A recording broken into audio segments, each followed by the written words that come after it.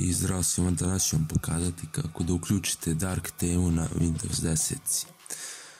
Znači, bit će vam ovaj File Explorer sve tamno, onda ovaj desni klika, kliknete, sve će biti tamno.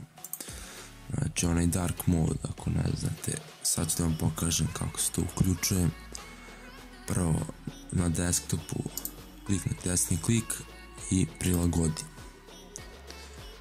I onda izaberete ovdje personalizacija boje i spustite dole i piše vam odaberite podrazumevani režim aplikacije, sad je trenutno svetlo, a vi hoćemo tamna i evo ga, kao što vidite sad je sve to crno.